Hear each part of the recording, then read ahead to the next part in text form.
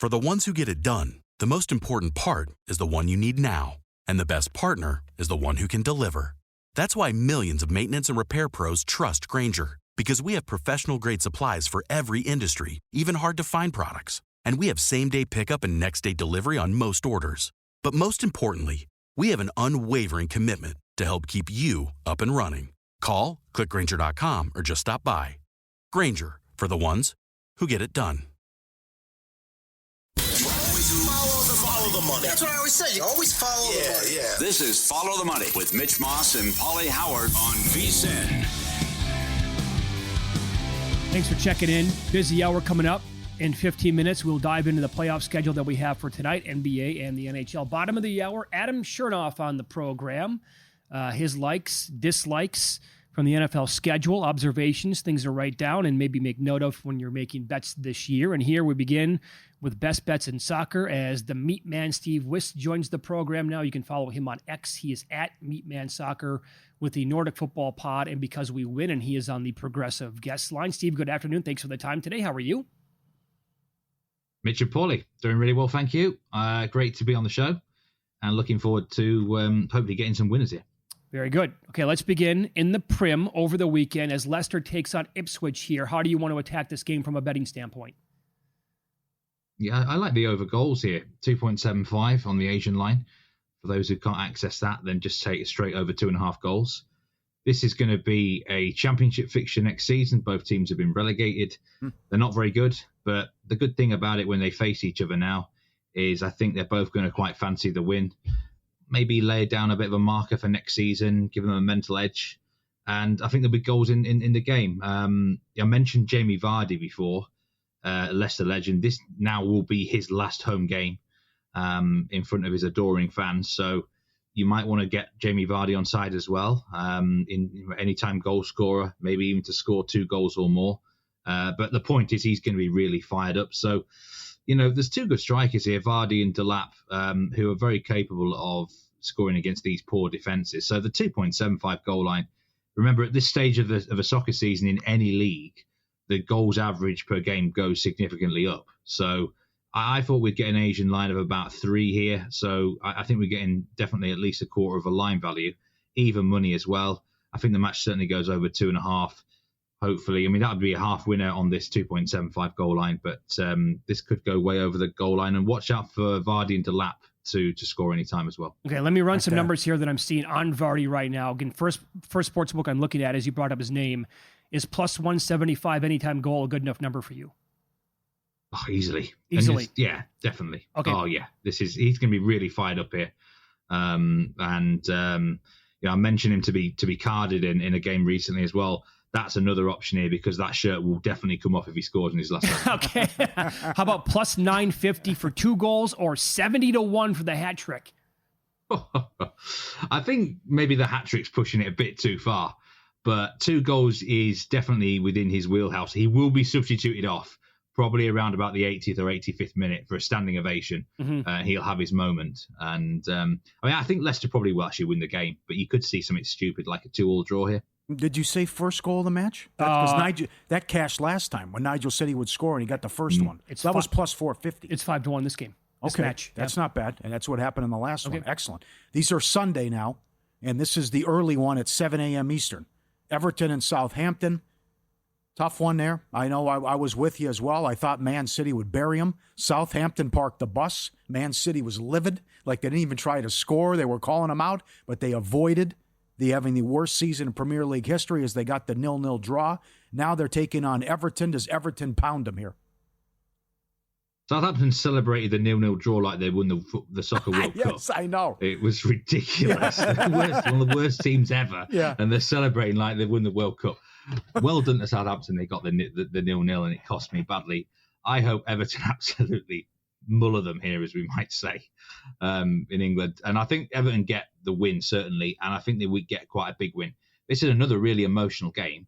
This is the last ever match that the Everton men's team is going to be playing at Goodison Park, their home stadium. It's 133 years old, is this stadium.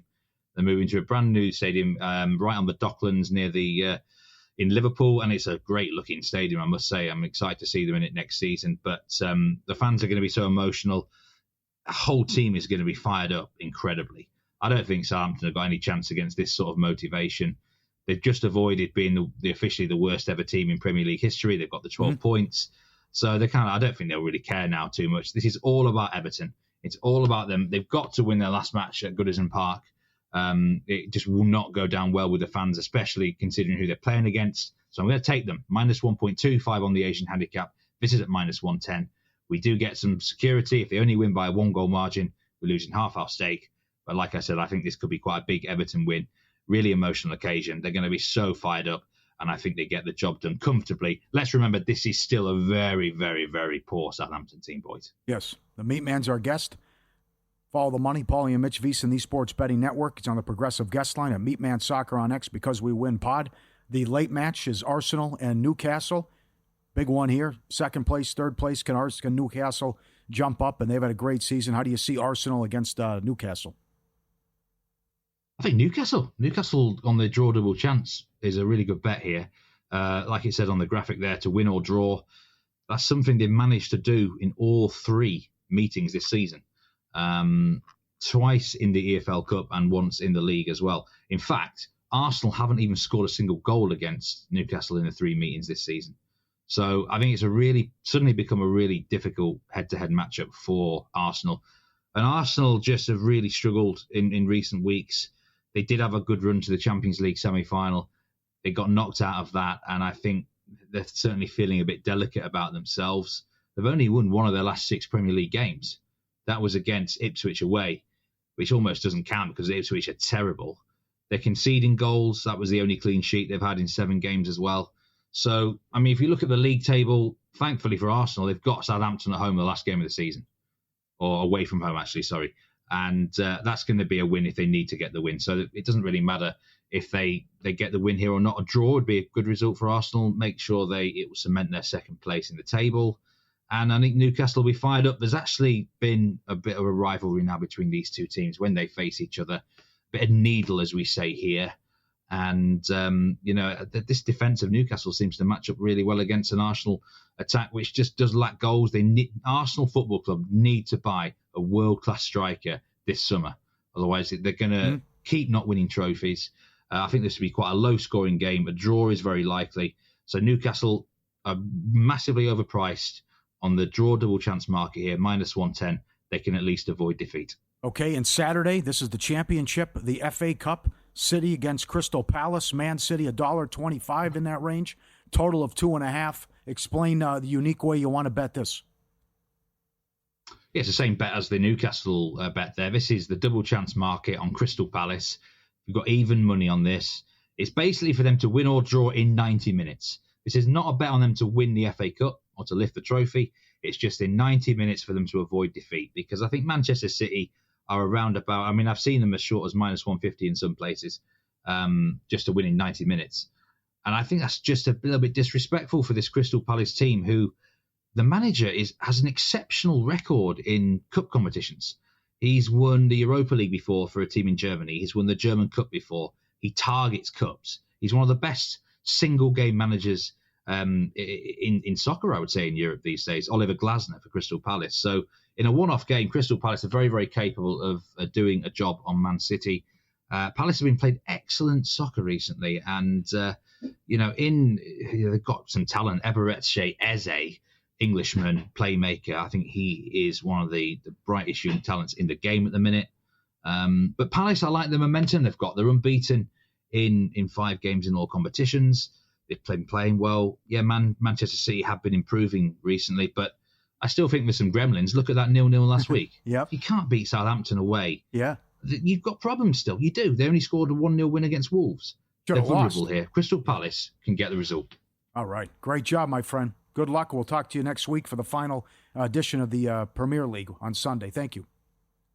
It's going to be exciting. I might have a wild play or two for you for the final round. So take care, boys. All right. That was awesome as always, Meat Man. Thank you. All right. PGA Championship. Cam Davis, your leader, 6 under. Yeah. Gerard, 5 under. Gerard got to 7, by the way. Are you kidding? And he gave 2 holes back on 17 and 18. An hour before the show, this was the worst leaderboard I've ever seen.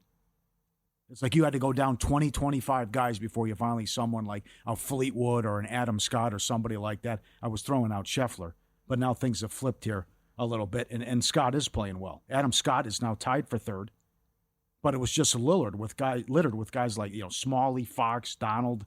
I mean, it's all these guys you get off my leaderboard. Yeah. I mean, you're the get off the leaderboard guy, but can I give you some big names who are not doing well? Why? How about Koepka?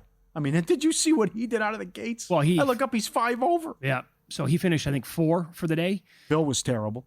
Let's see here. Catley, 3 under. 3 over. He is finished for the day. Rory, 3 over. Horrible round for him. Spieth is 3 over. He is through 12 right now. You have Russell Henley, 4 over through 10. Horrible day. That's, missed the cut territory. Neiman is at 4 over for the day, and Justin Thomas through 13, also 4 over for the day. Those are some huge names that are, they're going to have a great day tomorrow to avoid even missing the cut yet. And you said Mickelson, he finished at 8 over today. So. Wow. Well, then you had the bonkers scenario. Was it 16? Scheffler, Schauffele, and McIlroy all at double bogeys? Yeah. Yep. Well, the way I think it closes this course, it's exceedingly difficult down the stretch on the back 9. And that's where, when it's looking good for a guy, and, we'll see what Davis is going to finish here, but he's at 6 under through 15 and on pace to be the first round leader, but he's got a couple of really difficult holes coming up as we speak. So will Adam Scott. I love betting the first round leader market, man. It's so much fun. I had Jaeger bombs today. He got to 5 under. He was the solo leader at one point with 3 holes to go. Yep. Bit him in the ass, though, late, and I had him at 125 to 1. That's something. Just circle that guy, because you can bet first round top 5 and top 10 at books. Jaeger's there like every week. That way. We'll get into the NBA and the NHL playoff schedule, props that we're looking at for tonight next here on VSiN.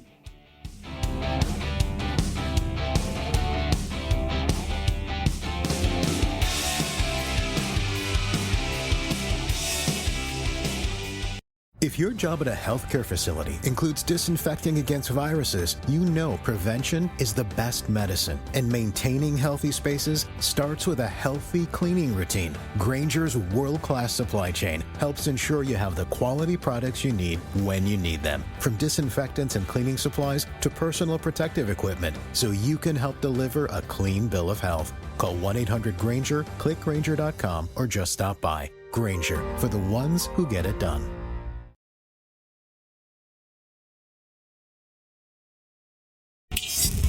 This is Follow the Money on VSiN.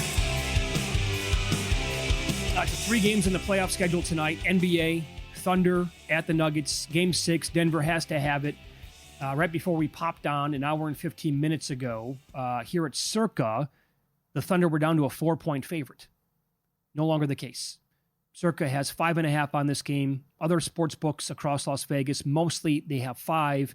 National books out here, DK's at 5.5. Caesars at 5, FanDuel at 5, BetMGM's at 5.5 for the game as well. And I think the reason, obviously, Pauly, that it went up around that same time when it was 4 to 5.5 is when that report came out that Jamal Murray, the second best player for Denver, is questionable all of a sudden with an illness. Does that mean like food poisoning from last night? Is it going to be an MGA game? Does he go out there and give it his all anyway, the old college try? Well, yeah, that's a fair point. You just don't dismiss a guy because he has the flu. You've seen a lot of guys who have had great performances. How many guys do you trust tonight? Because considering it's been low scoring and wrestling matches in Denver, and guys haven't been able to knock down shots, outside of the 2 superstars and the MVP candidates, how many guys? Gordon, Murray, and then give me your list about these guys can go off, this guy can carry his team to a win tonight or have a big reason why they do so. I trust Christian Brown. Okay. I think he'd have a nice game overall. Now, what does that mean? Is he going to score 19 points? Not necessarily, but he can have like 12 points, 8 rebounds, 5 assists, and be a hustle guy over 40-plus minutes in the game. I do trust Gordon. Dare I say I trust Westbrook, although it hasn't been great for him the last 3 games. Oh, wow, that's aggressive. Ooh, if Murray doesn't play, I trust the guy. Yeah. Well, you can't forget about that stretch against the Clippers that he had. Yeah.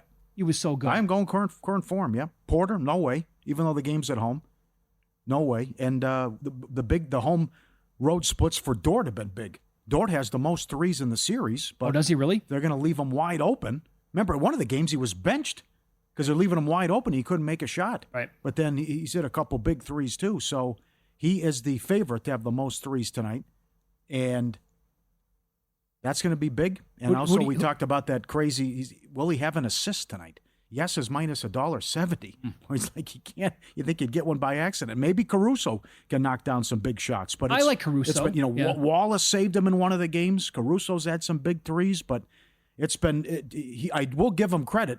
Daigneault does trust the roster and the experience, not the experience, the depth overall. And putting these guys out there, even though they're down double digits in the fourth quarter. He'll ride with these guys, and it's worked. You know who I really like on the bench for OKC is Cason Wallace. I don't mind him either. I think he can be a ball player in a couple of years. In a game like this, you can get an unsung hero. Who knows? Maybe OKC blows him out, but I don't have much confidence in him considering how this has gone since Game 3 against Memphis. Are you expecting? I've only seen their A game once, and they've only covered one in the last 7. What's that? Are you expecting SGA to go off and have 30-plus points in this game tonight? No, I've been disappointed in his play. I also think the game's going to go under. So 217.5 was a play at that point. Now it's 216, 215.5 at some spots. But again, those are super high expectations. And after the first 2 games went over, and by the way, they flew over the total, it is, ratcheted back big time to the under the last 3 games, games 3, 4, and 5. And so I would that's typical for an NBA playoff series. As these teams are more familiar over the course and they're playing every other day, you have a tendency to go down like that, and I think it's going to be a low-scoring grinder tonight. I mean, if Murray's not going to be affected or impacted by the illness, I like the 5.5 with Denver as well. I think it's tough to expect OKC to go on the road against this team, a team, by the way, in which they have struggled against a lot of this series other than Game 2, and to expect them to win by 6 points or to bury them. It has been a struggle. Denver was the better team on the road in Game 5 for 2/3 of the game, 70% of the game. You shouldn't be down 12 at home in a Game 5 late third quarter. This is not that. It's not a great Denver team. They have no depth either. They have zero. Come on, but these guys have hit the wall. You got to take advantage of that. You have the depth; they don't. That's why I kind of expect. I think I trust Westbrook tonight more than I trust Porter. Yeah. Okay. And how far down the list is Holmgren? This guy's got to do something, too. I'll tell you, the other guy, the signing that I loved in the offseason, he impresses me every time I watch him play. That goes back to last year with the Knicks. I like Hartenstein a lot. I can trust him to have a good game. Yeah, the little floater usually makes that. Yep. But I don't want Chet taking threes. No, I don't either. I just don't. No. What do you think? Let's say OKC wins, and it's ugly, and it's by 4 points. What do you think with the look ahead against Minnesota now? I think Minnesota's got an excellent chance the way they're playing. I think Minnesota can take one of the first 2 games in Oklahoma City, yeah. In the way Randall's playing, yes. I'm holding Minnesota 40-1 to win the West. And I don't really feel like laying 250 with the Thunder on a hedge. That's not a bad angle. I think Minnesota could get one on the road to start as well. I need that to happen, That's right, yeah. Send them in, too. Pizzeria tomorrow, tip jar. Send them in. Pacers, T-Wolves, all the big tickets you have, and we'll put you on tomorrow. Looking forward to that. It's been too long. Yeah. How are you betting the 2 hockey games tonight here? Chalk, yeah. I got... Go both chalk? Well, in terms of chalk, when I mean Dallas, but certainly it's all been Carolina here in this series. Logan Thompson stole 1 game. He let in some softies in the last game. It's just a complete mismatch here. And as I referenced earlier, the difference in the shots and the shot attempts 329 to 177, and the Capitals shots on goal going back 14-21, 21-21. Again, there's been 1 goal scored in the first period in the entire series. So first period under. Anderson saves under, which is also 4-0 in the series. And Washington hasn't done much 5-on-5. And if Carolina stays out of the box, even though they have number 1 penalty kill, Washington's only has a couple power plays. But I thought Game 2 was a fluke. You had a silly turnover that led to a breakaway goal. They had a beautiful goal on the power play, and then they got the empty net. So Thompson's going to have to stand on his head, or Anderson has a bad game. And I just don't think that's going to happen. So I'll move ahead to tomorrow and tie it into tonight's games because you can't wait. You're loving the idea of betting Florida in regulation against Toronto. would you consider betting either of these teams tonight in regulation? Or is that too dicey of a proposition? Well, I think if a team wins, because tinfoil hat guy, we're not going to have sports this weekend. All these series are going to get closed out, right? Knicks Game 7 would be Monday. I think the one team that could win, though, is Winnipeg. They've only lost once at home. Hellebuck's a different goalie at home, and the season's on the line. And they actually played a better game in Dallas. They lost 3-1, which then you gave up the 2-on-1 and what happened with the guy of the hat trick. Sure. But yeah, Carolina in regulation, and tomorrow Florida in regulation. That's just Stolarz is still out. He won't be there. Wall was bad. The whole team stunk. I like Berube, but this is just, they blew it. They know it. They knew they blew their chance. They're going to go up 3-0. They have a 3-1 lead. They're going to lead the series 3-0. Okay, bad job defensively. We blew it. Then you come back and you can't even score. And then you got humiliated at home and lost 6-1. It's a joke. How does that happen last night? I have no idea. I mean, my God. What's Matthews doing? Where are these guys? They disappear. They do. They completely disappear. Yeah. So, and then the other one tomorrow night, Celtics at the Knicks. You think, Boston may have found something last night? Explain yourself here. Because I like the Celtics going into the game last night. I thought Brown would have a good game. And I thought, I bet on Pritchard to have a good game, and he did. Yeah. Well, you thought White would go off, but not like that. Well, come on. His numbers were so high already. Yeah. Yeah. But I'm okay with White and Pritchard taking all those threes. What was unexpected was what Horford and Holiday did. But because of the Porzingis thing, and Mazzulla said he couldn't even breathe, he's unplayable. And finally, it's like, you can't play the guy. He's so bad. Right. And then they found something here with Cornette, what he did. The blocks, the glass, what he did offensively. He changed things. And it was backwards what happened. Tied at the half, and then they run him out in the third quarter. So I like what they said on TNT. It should be 5-0 Celtics in the best of 7. But this is a tough game now, and all the pressure's on the Knicks. Celtics can come in on a free roll. They're 10-2 without Tatum. And I didn't like what I saw from the Knicks in the second half. Yeah, Brunson most points, though. That'll change tomorrow night going back to the Garden. Well, OG will never shoot like that again, right? He was terrible. I don't think he'll be that awful again. He could have an off night, but yeah. I think it was one night Celtics could find some magic. And but I tell you this, though. You think it was a fluke? No, not at all. I expected that to happen last night. I bet on the Celtics to win the game and to cover the spread. I bet on Pritchard to have a good game, and he did. I thought that was a one-night thing. But if they happen to win Game 6, the Knicks aren't going to go to Boston and win Game 7. I don't think so either. That will not happen. Yeah. So the Knicks, I think, have to win the game tomorrow night. I'll go Carolina in regulation. Anything you want to do, though. Take your pick. Carolina in regulation, first period under, Anderson saves over, under, whatever you want to do. Most credit card street sportsbooks and gaming transactions is cash advances. Get the G-Bank Visa signature card today. Even when you're putting your own money on the card, G-Bank treats gaming transactions as purchases, so you're saving up to 3 to 5% on cash advance fees on gaming transactions right there. And with G-Bank, you're earning 1% cash back rewards on eligible sportsbook and gaming transactions and 2% on eligible purchases. Apply now, VSiN.com/Gbank. VSiN.com/Gbank. Get it now, go. Yeah, tomorrow night's going to be a really, really fun game to watch, though. Oh, yeah. It's going to be amazing television. Madhouse. All right, we'll go over the NFL schedule with Adam Chernoff up next. He'll explain his winners and losers from last night. He loves this path for a team to be the 1 seed. Find out which team it is next.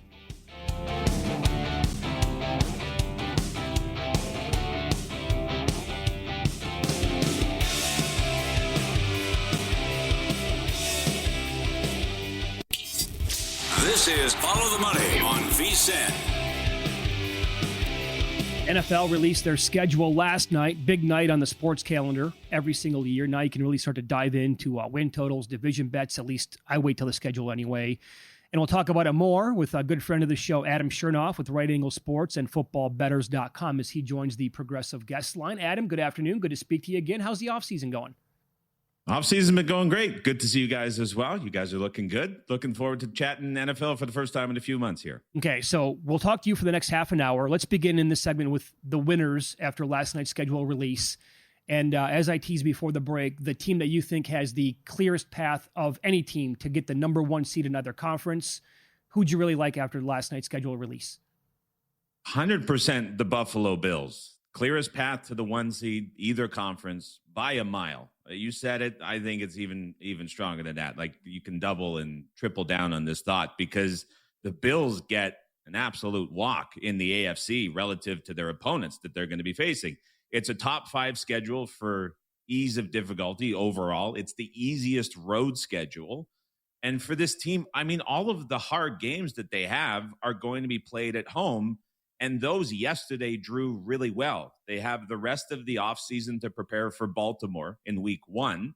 And then the Chiefs and the Eagles and the Buccaneers and the Bengals are all in the second half of the season. And so the Bills are able to go on this early run where they have a lot of home games, a lot of easier opponents. They're able to stack up wins, get things figured out on both sides of the ball. Some of the defensive suspensions return. And then you have this strong home field advantage that's been one of the best in the league since Allen took over, where you're hosting all of these teams that are coming off of playing top 12 schedules for each of them in terms of difficulty. They're all in brutal divisions that are going to be beating each other up. And it just sets up so well for the Bills. They don't have 3-game road trips anywhere on the schedule. And even from a rest perspective, the one Monday Night Football appearance that they have is right before their bye week. So they don't even get caught with the short prep week as well. This is a dream for the Bills. And this is their best opportunity to win the AFC, to win the 1 seed, to lock up home field advantage. I certainly think they do. It's also a dream for the 49ers, right? With this easy schedule that they face? I mean, it's kind of a joke for San Francisco when you look at it. Honestly, they went from the 5th most difficult schedule last year to the easiest overall this year. Their top 5 easy road, top 5 easy home, any way you want to look at it. This sets up so well. And the rest disparity is kind of crazy too. When you think about what they dealt with last year, which was a net of minus 22 to this year's plus 9 for rest days. So they have a month extra rest last season to this season compared to their opponents, which is ridiculous. They don't face any opponents coming off of a bye all season, and 8 of their final 10 games in the schedule are against teams coming off of a road game. So everywhere you want to look at this 49ers schedule and every way that it shapes up, I mean, this is as easy as it gets for the 49ers. They're going to have a big offensive scheme shift as they really need to try to figure out how to beat man coverage after seeing a record high of it last year for a Shanahan season. Defensively, they're loaded up again with Robert Saleh, so you have to have pretty high expectations for the 49ers going into this season. Yeah, no kidding. And the win total reflects that as well. I mean, their power rating is always super high. The win total there is at 10.5 with various juice at different books. The Patriots now, a lot of steam on this team, a lot of hype already after the schedule from last night. They're favored in 11 games this year already after they were not favored in a single game last year, and the win total is 8.5. But you really like the way things broke last night for New England. Yeah, if you're a Pats fan, if you're a Pats player, if you're anyone on that coaching staff, I think you have to be thrilled. If we're thinking about this from a betting perspective, I would say there's 3 reasons why you want to bet on a Patriots over. Not necessarily advocating it for myself, but just putting myself in better shoes. One would be you're looking at Mike Vrabel and say, hey, he's turning this team around. It's going to be a big step up from Gerard Mayo. Number 2 would be the defense returns to form. It fell off last year without Belichick. Hey, maybe Vrabel can get it back up to a top 13, top 14 level in the league. And then you would hope that Drake May is going to take the leap in year 2. The way that the schedule broke for the Pats, I think, is ideal for all 3 of those. In the first 9 games, the only opponent that the Pats have that is currently rated above average in power ratings is the Buffalo Bills, and they play them a little bit later into October. I don't know how you want to classify Michael Penix. I got a little bit exaggerative in the newsletter and said, hey, look, if you want to say he's a new first-time starter, I know he started 3 games down the stretch last year, but if you put him in that category of the 9 quarterbacks that the Pats will face in the first 9 games, 6 of them can be classified as first-time starters. And the really difficult games beyond the Bills, Bucks, Bengals, Ravens, all of those are coming later in the year. So you're thinking about this from a Pats perspective, like what do you want to get going right with the team early?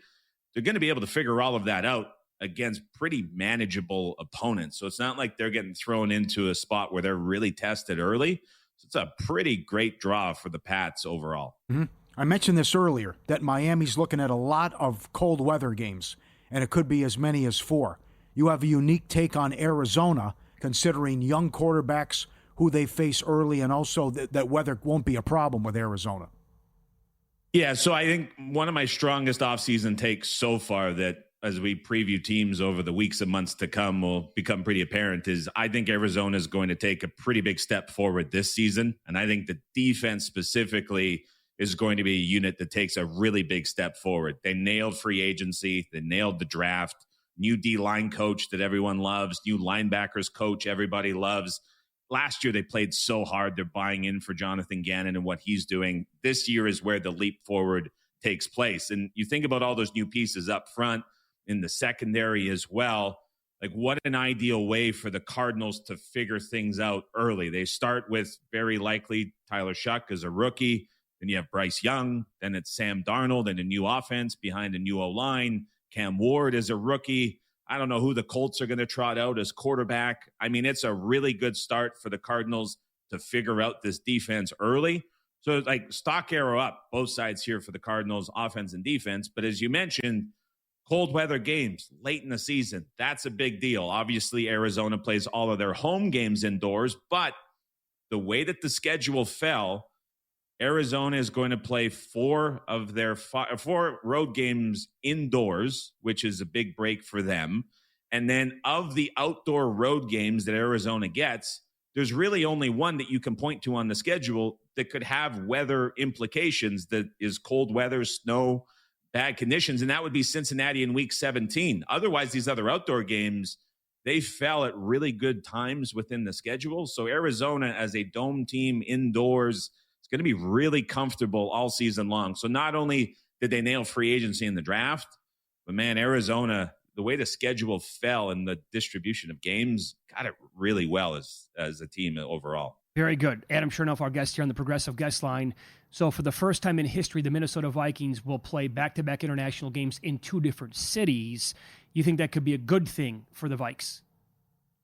Two different cities, two different countries, although the flight time, like one of the things that I think is really overblown that we're seeing is the miles traveled by teams. I think it's one of the most overblown things we hear every time.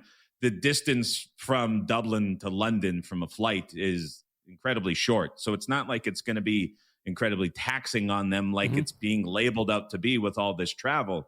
Here's where it broke pretty well for Minnesota. Those two games against Pittsburgh and Cleveland, again, we're talking about Arizona being an indoor team and how favorable the draw was getting all these road games that are indoor games. When I was looking at Minnesota's schedule, they have a brutal home schedule, and they really needed things to break right for them on the road in order to get to a point where you're looking at 9+ wins to go over the win total. Well, you see these two games, not only are Pittsburgh and Cleveland removed from being late season games in bad weather for Minnesota to have to go outdoors and play, both of them now are going to be international games. So you remove home field advantage from both the Steelers and the Browns, which matters. But then I also start to wonder, are we looking at maybe the second game for Minnesota as being perhaps closer to a home game than a road game, with them not having to travel across the ocean with a longer flight, whereas the second opponent is going to have to? I think the answer is yes. So both of these were road games for Minnesota. Their schedule went from 8 home games, which were brutal, and 9 road games, which could have fell pretty poorly, to, I would say now at best, 8 home games, 7 road games, and 2 neutral. I think I could probably make the case it's closer to 9 home games, 7 away games, and 1 neutral. I think that's a pretty good draw for Minnesota with those 2 international games. Now, the rest of the first 8 weeks, it's going to be tough. All the NFC North teams have it pretty tough. But for me, Minnesota, with those 2 games and the opponents they got, it's a pretty good deal for them, I think. All right, dynamite analysis on the Vikings there and a bunch of other teams. We'll continue here on Follow the Money. It's VSiN, the Sports Betting Network, with Adam Chernoff. He's on the Progressive Guest Line with Right Angle Sports and FootballBetters.com. We will dive into Adam's schedule losers up next. The NFL was not too kind to the 2 Super Bowl participants from a year ago. Find out why next here on VSiN.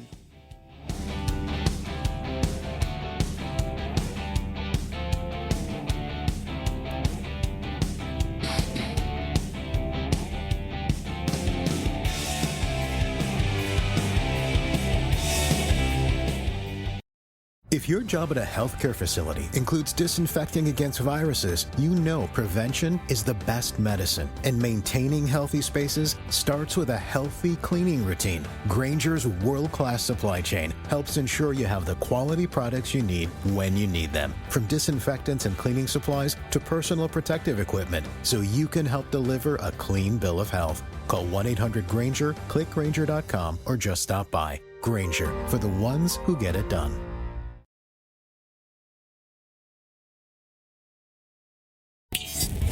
This is Follow the Money on VSiN. We continue talking NFL schedule release, observations, and takeaways with a longtime friend of the show, Adam Chernoff, with Right Angle Sports and footballbettors.com as well. He is on the progressive guest line. So as much as you like the path for Buffalo in the first segment to get the one seed out of any team in the sport, and specifically the AFC, I think it's the exact opposite for the New York Giants. First of all, a bad football team going in. And you can expand on this, Adam. But my God almighty, the first four games at the Commanders, at the Cowboys, Chiefs on Sunday night, then the Chargers. And if you look at the overall schedule, it doesn't get much easier than that. No, there's no weeks off anywhere. It's a joke. I get roasted for this take. And there's a Twitter thread that has like 100 replies of people just criticizing me. I think this is the perfect case, if I had to make one in court, for why the NFL needs to remove divisions, get rid of them. Then it's a hindrance to the schedule, because for a last place schedule that the Giants are drawing here, it makes no sense. And compare that to the Bills with the first place schedule, it makes no sense either. But there's no weeks off for the Giants. And as a team with so many questions, like how secure is Dayball's job? Is he going to make it through the season if this goes as bad as it looks like it might? What happens with Wilson, Winston? Do we see Dart earlier than we expected? I have no idea what's going to happen with this team. I have no idea where the wins come from. I get the D-line is loaded, but is the D-line going to matter when you're facing 7, 14, 21-point deficits week after week against a murderer's row of schedule? This is as bad as it gets for the Giants. Okay. Is Tennessee a close second then? Or close first? I think so. Yeah. Well, if you had to handpick a bad start for Cam Ward and this offense that's trying to figure things out, and a coach that's desperately trying to find answers, going on the road to play Denver, which has a legitimate chance of being the best defense we've seen in the last decade in the NFL. I mean, the best teams struggle going on the road to Denver. This is a nightmare start for Cam Ward, but it doesn't get easier after that. The Rams coming up were a top 10 defense last year. A very underrated Colts defense with Lou Anarumo taking over with all those veterans. Houston on the road in Houston, suffocating pass defense. We saw what they did in the playoffs. Revamped Arizona defense. We talked about last segment on the road as well. And then it's a third road game again against Las Vegas and Max Crosby and that pass rush. I mean, it is a brutal start for Tennessee. Not quite as bad as the Giants. But, man, you think about this 3 road games in a row as well. 31% win rate for these teams facing 3 road games in a row since the schedule change. And Cam Ward has to deal with that, these other tough defenses.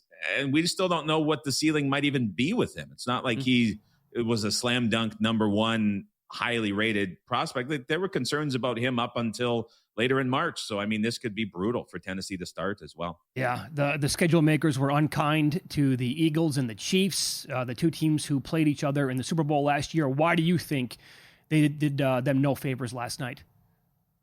Believe it or not, the Eagles don't have back-to-back home games all season. I thought it was a typo initially as I'm looking at schedule grids. I'm going through it. I don't know if this has ever happened before. I looked around this morning. I couldn't find any data on it. But you look through the Eagles schedule, it goes home, road, home, road, home, road, home, road all season. There's back-to-back road games because in the back-to-back home spot, it's a bye week for the Eagles. But they don't have 2 straight home games in a row all season. So that's going to be a grind to deal with all year, considering the schedule and the difficulty they're going to face. The top 5 difficult schedule to begin with. The Chiefs, as everybody knows by now, they get the showcase standalone primetime treatment that went past rules I thought were established. I heard a podcast this morning with the VP of scheduling that seems to be kind of going against this 6-game maximum that these teams were for years forced into, because now you have Christmas and you have the international games and you have the expanded schedules, which allegedly don't apply to that old rule of 6 games. I mean, it's just kind of changing for the ratings and the different platforms and the subscriptions and everything that comes with it. Here's what I'll say. Washington's in the same boat as well. I think the expectations for Washington going through that schedule and how they have to go around with some of the rest disadvantages is a worse overall schedule, and they get the worst side of this showcase treatment than the Chiefs do. I think the Chiefs are better prepared for it. Where I think the Chiefs got the short end of things, and this might sound minor, but I think it stands out, is they have 3 road games in prime time out of the division. The Giants, the Jags, and the Cowboys. And again, those are 3 games where the Chiefs are going to be favored, have a very good chance to win. But when you look at every other team, especially these showcase teams that are getting 5 and 6 and 7 of these primetime and standalone spots, all of those games are either in division or matchups of 2 elite teams that are very good. The Chiefs, by virtue of getting these, have 3 of these easy winnable games essentially elevated, because you're going to get the biggest home field advantage for these teams and the biggest buy-in spot all season. We're already seeing ticket prices, sellouts, and prices go through the roof. I think that that's kind of an unfair draw for Kansas City. I know nobody wants to hear Kansas City and unfair in the same statement, but this is the new NFL, I guess, where it's just putting the best teams in as many games as possible. All the money, Pauly and Mitch, VSiN, the Sports Betting Network. Adam Chernoff, our guest on the Progressive Guest Line. What do you think of some off-season moves that you like and why you're so high on the Denver defense? Again, I think there's no team since 2015 has held opponents to 4.5 yards per play or fewer in a season. The last team to do it was the 2015 Broncos. The Broncos last year were number 2 in defense overall for the entire season on a per-play basis. They're not far off. If Greenlaw is healthy, which it looks like he is, paired with Hufanga, they re-sign Jones, Singleton will be back, and then they draft Barron, who will be cornerback number 2 opposite Surtain. This defense is absolutely loaded, and I think has potential to be a 4.5 yard per play team for the first time in a decade. I don't think Denver did anything wrong on defense all year. That is a stacked defense coming out of Denver. I love what they did this offseason. Yeah. Anything else that you really, really loved overall in the offseason up until this point? Yeah, I thought Pete and Chip in Las Vegas, I mean, if you have to be a Raiders fan, you're thrilled with what they did. The fact they didn't go rebuild. I know they're probably not going to win the division, and that's an unrealistic expectation. But just to sign Geno, to go with Genty first, to secure Crosby, just the fact that they're saying that they want to compete now and try to win, I think is a huge victory for Raiders fans and Raiders personnel. And then the Bears. I mean, buying into Ben Johnson's vision here and what he wants, O-line overhaul, wide receiver addition, tight end addition. They're going to be moving Caleb Williams under center to kind of open up the pass and the run game. I think everything that they did so far is fantastic. And again, I'll drop this out there, but think about 2017 with the Rams. They had Jared Goff in year 2, number 1 pick, who failed miserably under Jeff Fisher. It was the hot coordinator in Sean McVay who just turned around the Commanders. What did they do in the offseason? They got 3 offensive linemen added. With the first pick, they drafted a tight end. With the second pick, they drafted a wide receiver. They completely switched what Jared Goff does on offense. And all of a sudden, that offense with the hot coordinator hire went from 32nd to 7th in yards per play. It's almost kind of spooky how similar the parallels are to how Chicago's building this team in the offseason with Johnson to what McVay did to turn around that Rams franchise. That's getting hard to ignore for me. And I have no negatives about what the Bears have done this entire offseason. That is a dynamite nugget to make note of. Any official season-long bets that you've made so far that you want to give out here? I've got a couple. Bills, as you can tell, I'm very high on, right. Over 11.5 wins. Also have 8-1 Super Bowl as well as plus 750. Cardinals, as you know, very high on, over 8.5. That's at even money. And then the Colts, I think that defense is going to be way better than expected. Offense, a big question mark, but over 7.5 was one I played with them as well. So those are some early ones. A lot of futures and stuff that I'm looking at too. Jade Barron, defensive rookie of the year, 20-1 opposite Surtain. Sure. Should have plenty of opportunities for picks and plays on balls. So we've got a lot to talk about in the weeks to come. There'll be more, but those are a few that I have so far. Very good. You can follow Adam on X. He's at Adam Chernoff, again, footballbetters.com and Right Angle Sports. That was awesome, man. Great catching up with you today. Thanks so much for the time. Appreciate it, guys. Good to be chatting with you, and chat again soon. Enjoy the spring and summer. You too. Thank you. Let's do it. There you go. Adam Chernoff. Thank you for Lioness as well. You recommended that. He was the first one to tell you? Last time he was on during the regular season. Smarter bets start here. Last all year long with VSiN Pro. Annual subscription. Get it now. 14 months, just $199. Code PRO. 2 extra months free for less than 50 cents a day. You get all the PGA bets, the Mike Somich horse racing plays, the betting splits from DraftKings and Circa, 24/7 live video, the Mackin and betting trends, every pick, every host, every guest, the morning email from Bill 80. Burke on all the sports as well. Daily baseball, vsin.com/subscribe, code PRO, and the analyzer with all the props. vsin.com/subscribe. What a deal. Get it now. Time to get dirty. Roll up the sleeves. Dive in deep into the NHL playoffs tonight with Jonathan Davis next here on Follow the Money. It's VSiN, the Sports Betting Network.